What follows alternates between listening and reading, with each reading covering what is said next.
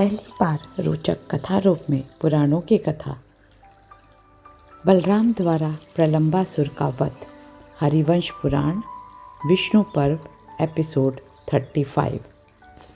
एक दिन दोनों भाई बलराम और श्री कृष्ण ताल वन को छोड़ पुनः भांडीर वट के पास आ गए।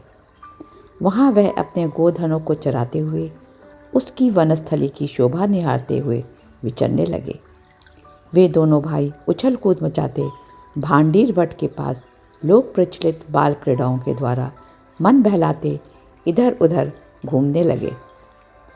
नाना प्रकार के युद्ध के पैतरे दिखाते हुए दोनों भाई ग्वाल बालों के साथ अपनी इच्छा अनुसार इधर उधर घूमने लगे।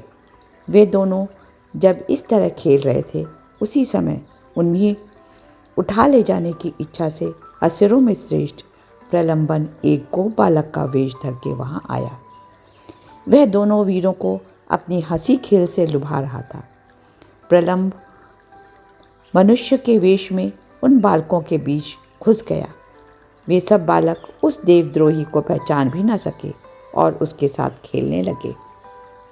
गोप वेश में आया हुआ प्रलंब उन दोनों भाइयों की दुर्बलता का अवसर ढूंढ रहा था।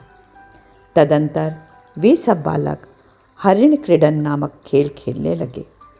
उसमें दो दो बालक एक साथ उछलते हुए कुछ दूर जाते थे। इसमें श्रीदामा के साथ श्री कृष्ण और ग्वाल बालों के साथ ग्वाल के भेष में आए हुए प्रलंब के साथ संकर्षण कूद कूद कर चलने लगे। दूसरे ग्वाल बाल भी इसी तरह दो दो की जोड़ी बनाकर एक दूसरे से आगे जाने का प्रयत्न करते हुए शीघ्र गति से उछलते हुए चलने लगे। उस खेल में श्री कृष्ण ने श्री दामा को और बलराम ने प्रलंब को हरा दिया। इसी तरह अन्य जोड़ों में भी जो बालक हारे, वह सब विजयी बालक को अपनी पीठ पर लाद भांडरीक वृक्ष की ओर वापस जल्दी जल्दी आने लगे। सारे बालक लौट आए, पर प्रलंब बलराम जी को शीघ्र ही अपने कंधे पर चढ़ा तीव्र गति से आकाश की ओर चल दिया। रोहिणी नंदन के भार को न सह सकने के कारण वह दानव बढ़ने लगा। बढ़ते बढ़ते वह विशालकाय मेघ के समान प्रतीत होने लगा। वह महाकाय दैत्य यमराज के समान भयंकर दिखाई देता था। उस महान असुर ने बलराम को बड़े वेग से हर लिया। जब बलराम को अपने प्राण संकट में लगे, तब वह दैत्य की पीठ पर बैठे हुए श्री कृष्ण से बोले, श्री कृष्ण, देखो, मुझे कोई पर्वत के समान विशाल दैत्य हर कर ले जाता है। तब श्री कृष्ण हर्ष भरी संतावना देने वाली वाणी में बोले, अहो, आप तो स्पष्ट ही मानव भाव का अवलंबन एवं पालन करते जा रहे हैं। आप दिव्य स्वरूप हैं। समस्त लोकों का संहार होने पर नारायण रूप से स्थित होते हैं। आप अपने उस स्वरूप का स्मरण तो कीजिए। जैसे मैं समस्त लोकों की अंतर्यामी आत्मा हूँ, वैसे ही आप भी हैं। यही मेरा मत है। हम दोनों जगत के हित के लिए दो रूपों में प्रकट हुए हैं। मैं सनातन विष्णु हूँ और आप पुरातन शेष।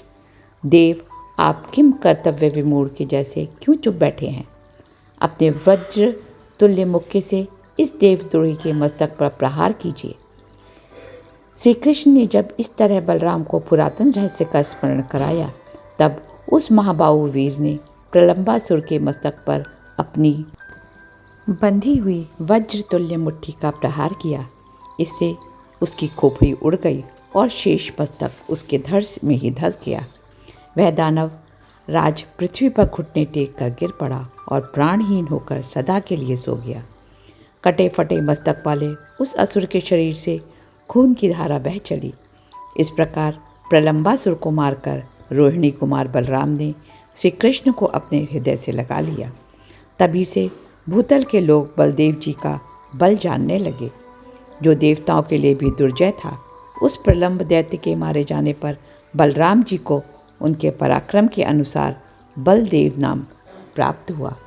जय श्री कृष्ण। अगले एपिसोड में सुनेंगे श्री कृष्ण द्वारा इंद्र उत्सव छोड़ गिरि यज्ञ एवं गोप पूजन का प्रस्ताव। Please don't forget to like, share and subscribe.